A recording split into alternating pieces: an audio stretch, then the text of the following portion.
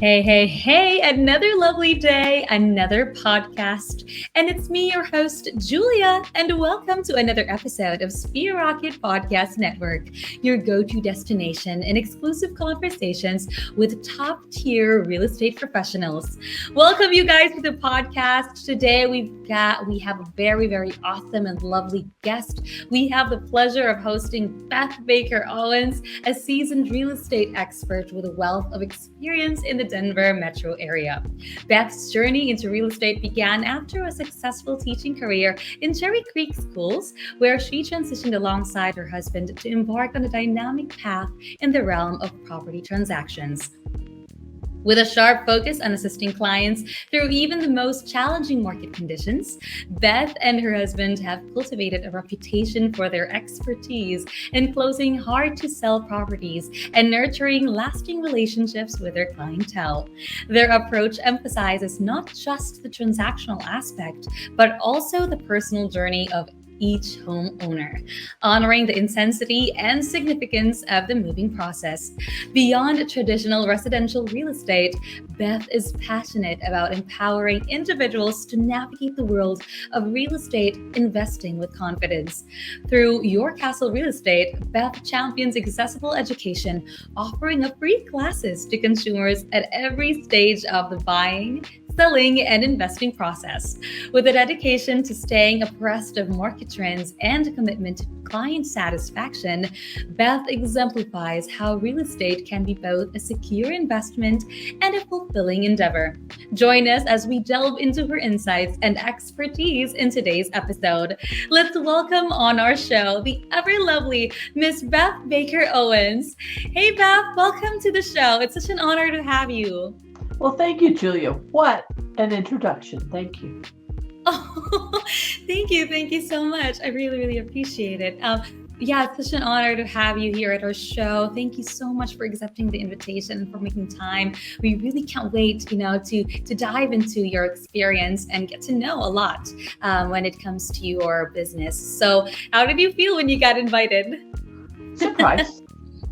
Ooh, Yeah. that's great. Awesome. That's actually one of the rare things you've mentioned there. Usually they say they're okay and excited and all of that, but wow, to be surprised. Thank you so much for making your time as well here. I know you have a lot of things on your plate, but you still make time to be here with us today at our show. So please do hoot your own horn. We're so excited to get to know you. So please do introduce yourself a little bit about your background, where are you from, how did you get started in the real estate business, and walk us through how you discovered your passion for real estate. Well, the process started really when I was a teacher. And as a teacher, one of my students, I taught high school chemistry. One of my students was a special needs student. She was deaf. Her mom, we discovered, was our landlady, of all things, which was such a surprise. So I thought we had a really good relationship renting from our landlady and a little extra special touch. But one day she called me and she said, Beth, you guys need to move. I said, but the lease isn't up for months. What are you talking about? She said, well, you need to move. Okay, I think that means we need a realtor and a lender and a few other things like that. So let me talk to my husband when he gets home from work. She's like, no, you need to make that decision now, and I will take care of you. Well, she took us. We were in a good place, had good neighbors. I could walk to work, didn't need a second car. So it wasn't a bad place to be. The transaction wasn't good. And we were upside down in the property for a number of years. So we learned the hard way that you should be represented, not by your landlord or landlady, but by somebody who's in your court. And so years later, when I was earning my MBA, I was sitting in class figuring out how long it would take to pay off the student loans with that little increment I was going to make as a teacher for having had a few more classes. I realized I had to change careers to pay off the student loan. And what was I going to do? I wanted to make a difference in people's lives. I wanted to do something that mattered for people. And I thought, well, real estate really would have helped us if we'd had that. But my husband was a realtor, and he had months he didn't get paid, and he had no benefits. And I'm thinking, for a family of 5 people, 2 realtors is not a good choice. No, that's pretty risky. And my husband encouraged me. He said, you'd be a good realtor. Do it. Good. This is crazy. Well, he was right, as usual. And so 9 months later, when the school year was over, I went on ahead and joined him in real estate. And that was in 1997. So 2.5 decades later, I'm still doing it. It worked well. And I have a special spot in my heart for first-time home buyers. Wow, that's just a beautiful, beautiful story, Miss Beth. And yeah, coming from your husband, you learn a lot from your other half. And what a great epiphany, from being a chemistry teacher, and here you are being real estate realtor right there and changing other people's lives. That's just very mind-blowing. And I love how you mentioned that kind of phrase, changing other people's life, making an impact to other people, because it just shows how such a hero you are with what you do and how passionate you are with what you do as well. So I want to go deeper to the real estate with what you do with your business. I know every real estate has its own strength. So would you mind sharing your real estate strength? What's your business superpower? One thing our audience could reach out and get your expertise in. I would say what I've been working on developing over time is the power of asking important questions and listening to the answers. As a beginning realtor, I had scripts that I followed for listing presentations and buyer presentations and the like. They didn't really feel like me. And they didn't feel like I really was able to connect very often with my clients or my potential clients. One of my coaches at one point said, okay, so here's the challenge, Beth. Ask all questions, and you're recording your next 4 appointments, and we'll see how well you do. And it's like, oh, well, ask all questions? I can't just tell them this is what we're doing and how we're doing it? And ask the rhetorical question with a tie down? I can't just do that. He said, we'll see what you can do. I failed magnificently. I was not used to asking questions, certainly not open-ended questions. I was taking, if I asked questions, it was the Socratic method, to take people where they needed to go. An open-ended question could be really risky, couldn't it? I was really a little concerned. And Jordan worked with me some more. It's like, okay, yeah, I get this is something to do. Fast forward almost 10 years, I got training as a coach. And this was for something else, for a community group that I was working with. I got trained as a coach.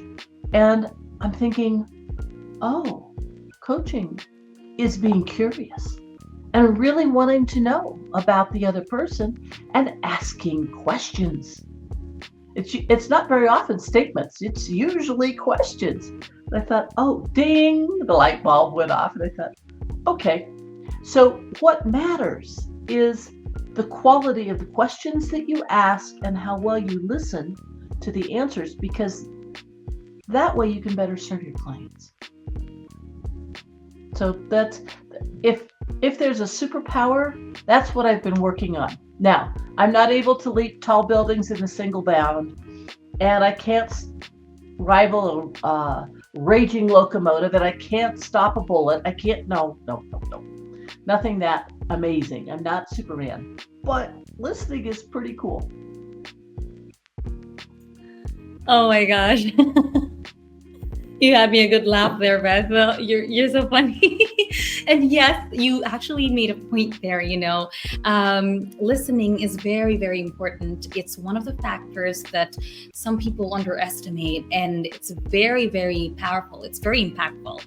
And I totally agree to what you've mentioned there, because that not only applies to work, but in your personal life, right? In general, actually, in life. If you don't learn to listen, there are tendencies where you ruin the certain communication. There are certain communication communication barriers that you hit. So yeah, I totally agree to that and learned a lot from what you mentioned there. And that's really a rare superpower right there. And talking about superpowers, I know with your experience, you've been through a lot with your business, but I want to ask, what do you think has been the hardest thing that ever happened to you in business, and how did you overcome it? You know.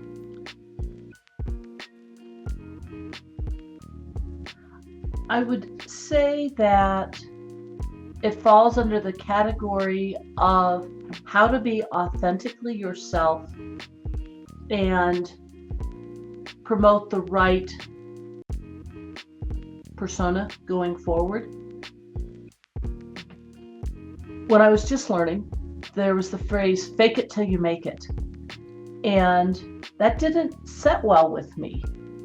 Practice till I get better, that one I get, because I'm evolving and becoming, and I can do that. But fake it till I make it, that doesn't work well.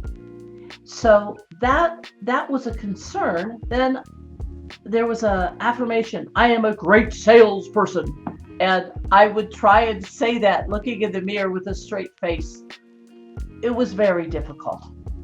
However, in time, as I practiced more and I had more sales and more successes and a few failures, I learned to become a great salesperson. It actually came about. But it didn't come about because I said it and I heard it. It came about because I did it and I got better at it. So there's this authenticity piece that is super important. And when we got to the downturn we actually started seeing it in 2005. 2005 through 2009, it was really rough. It was a very, very difficult time financially. And at the time we were working with expired and withdrawn listings because there were a lot. There were like 35,000 available homes on the market. Now we have maybe 5,000. So it was an entirely different market. And we didn't have, remember, we're both working in real estate. There's no other income. We didn't have enough deep wells to have lots and lots of listings that we were covering. And many of the listings were short sales, which took a long time to close. It was a very difficult time. And people would say, well, how are you doing? It sucks. It's really not good. It's really bloody awful right now. You don't do that, because people don't really want to work with somebody who's down in the dumps and wondering what's going to happen and how they're going to make ends meet and what are they going to feed the family. And gee, it really isn't good not to have insurance and have people in high school sports. That's not a good thing, right? So it was a tough time. How do you authentically be glad to see somebody and pleasantly present with them and not stuck with some of the other really scary stuff going on? That was tough. And you can't fake it. I'm sorry, if I'm really upset about something, you'll know I'm really upset about something. I'm authentically me. But here's what made the change. When I'm working with you, Julia, and you're in something like a real estate transaction, which is a big, hairy deal. It's a lot of money, a lot of emotions, lots of transitional parts for you personally. You're in your own world with all of the stuff you've got going on. So you don't want somebody who's falling apart over here. You need somebody who's going to hold space for you, for what you need. And if they need a moment, yeah, you can give them a moment, but please come back, because I need you to be your best person. I need you to be here for me. And so that's what I learned in that period. Before I learned how to be a coach, I learned how to set my pieces aside as best I could so that I could be present with my clients. And that way it was still authentic, but I guess you'd say compartmentalized. Sometimes I had to, because you couldn't let everything leap over and seep over and contaminate what was really good and working. So that was the hardest thing I ever dealt with, Julia. Wow, that was just amazing. That was a very challenging experience, but I know that you've learned a lot from that experience, applying it to the next, of course, situation that you're going through. You're just keeping it real, and that was just so amazing. It really hit me right there. Being authentic is very important, and it's what sets you apart from the rest of the realtors. And yeah, that was just so amazing. Being your mastering professionalism right there. Sometimes it's really good to not mix both personal and work at the same time. And although we have different masks that we use every aspect in our lives, it's good that we separate that and distinguish when and where to use that certain emotion. And it's really great to know and learn that from you. So awesome, Beth. Thank you so much for that experience. I know you have a lot of things on your plate. I want to ask, of course, if do you have people, assisting you, helping you along the journey, aside from your awesome husband? Do you have people supporting you as well, assisting you with your work? Absolutely. Back before the Great Recession, I had a team. I built it from one full-time assistant to a full-time assistant and 3 part-time assistants. We had a pretty big business going. Had to dismantle it in the downturn, and I was reluctant to really add more people on who were dependent on income and paying the taxes for employment and all those kinds of things. That gets to be pretty pricey. And I think it's a very important piece of responsibility to make sure that whomever you are working with knows that they're going to be able to be paid, and their agreements that you've made with them are going to be followed through with. So I waited for a very long time, and a friend suggested that I take a look at a virtual assistant. And I'm thinking, all right, somebody way over halfway around the world. I hope they speak English and it's clear. And I'm supposed to be working with somebody remotely? I don't think so. Well, the idea came up again from another trusted friend and colleague who was successful working with Sphere Rocket. He'd done some research, and I thought, well, if I'm going to grow my business, I really do need some help at this point. And so I checked out 4 different virtual assistant companies, liked Sphere Rocket the best, and I've been working with Fred, my virtual assistant, since last year. Things are working well, and I've got to say it's been wonderful. We've been able to explore different things that we might do to build the business. He likes doing some of the social media parts that are not my favorite parts. So we're able to have him with his strengths, me with my strengths, working together. And so that's been awesome. Wow, that's just amazing. That's just amazing with how compatible you are with your VA and how they help you leverage your business, that kind of impact with helping you, assisting you with everything they can for your business as well. So yeah, that's great. I want to ask, on a scale of 1 to 10, how do you think, will you rate your VAs on their impact upskilling your business? I would say at this point, I would put it at a 9. I seldom put anything at a 10. 10 is perfection. And because he's working with me, there can't be perfection yet because we haven't figured out the system exactly. We've tried all kinds of different things. I think that we are successfully navigating what's available right now, and it's been fun. I now have a friend and a colleague for my team who is halfway around the world. And so we have our meetings every morning at 7, and that's kicking the day off. And then we keep in touch via Slack during the day. So if there needs to be something, there can be. His English is excellent enough that I actually had him call and survey all my past clients last year. At the end of the year, we split the database that I have in half, And I called about certain ththings and he called for survey. And people understood him. They were able to work with his questions.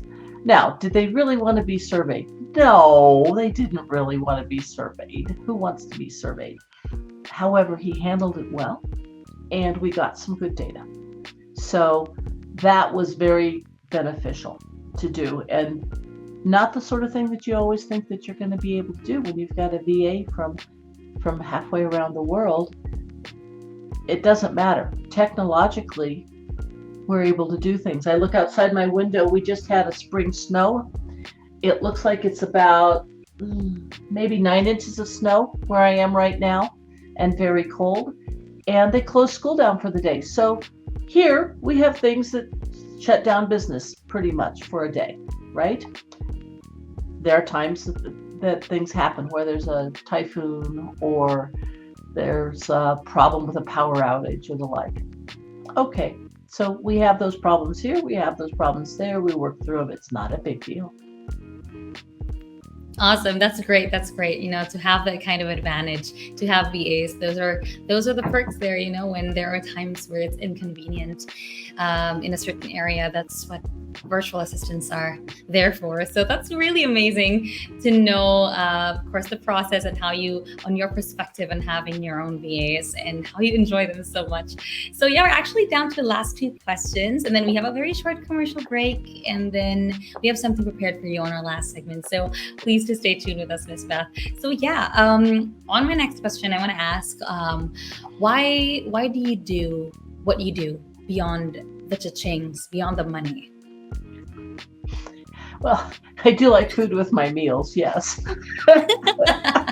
But why do I do what I do? In other words, going back to Viktor Frankl's question, you have to have a reason for being. My reason for being is to make a difference in the world and to become what God needs me to be.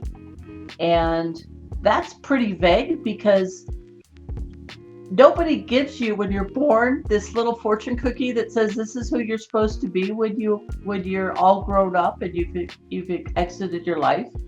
That's not exactly made clear.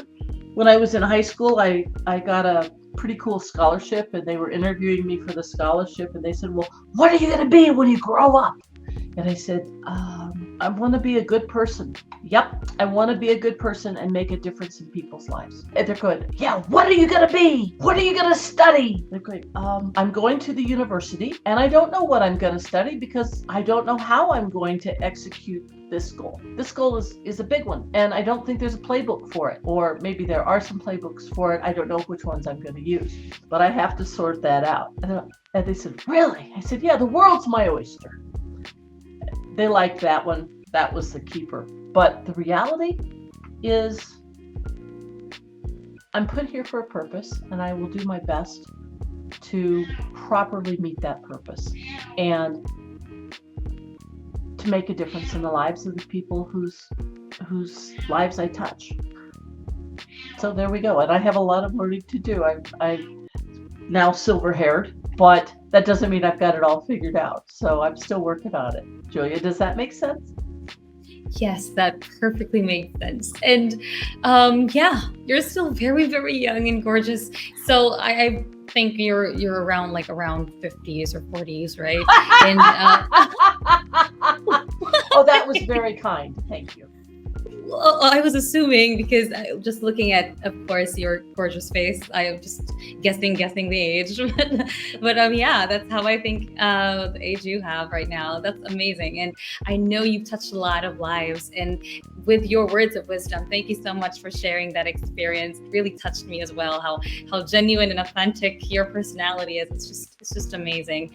And yeah, we're down to our last question. I know there are a lot of viewers who want to know on your take, of course, your piece of advice. What do you think would be the best piece of advice you can give listeners wanting to get to where you are at, and how do you think people can reach out to you? What's the best way to contact you? Two very different things.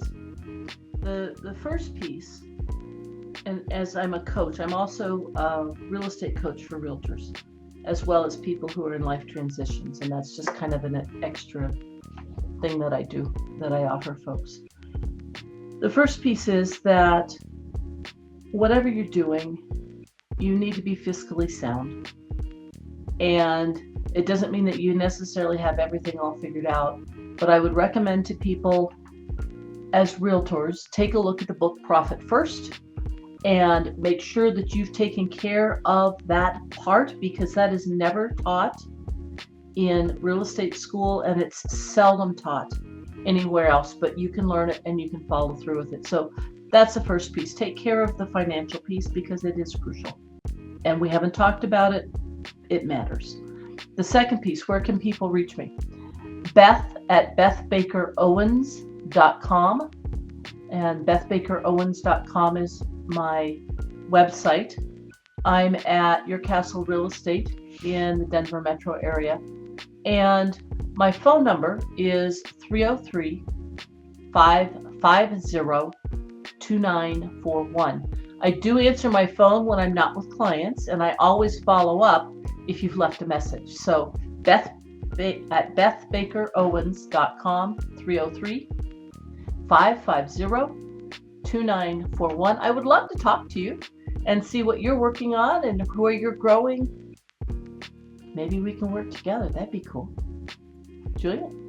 Awesome. I would love that too. So thank you so much, Miss Beth, for those words of wisdom, piece of advice, those inspiring words right there. I know that the viewers learned a lot today, and even me, I've learned a lot, and that was amazing. Everything that you've said there were like making sense and perfectly well said. So yeah, thank you so much, Miss Beth, for that awesome piece of advice. So we have a very short commercial break. So stay tuned, you guys, because the Sphere Rocket Podcast Network will be right back. Overwhelmed with work? Well, meet your new partner from Sphere Rocket VA. In just a click, get matched with a virtual assistant who handles all the tedious tasks. No in-person hiring, no extra office gear, just easy online help from our recruitment team. It's like having an extra pair of hands minus the hassle. So ready to relax and see your work done just like magic? Choose Sphere Rocket VA and visit us at www.sphererocketva.com.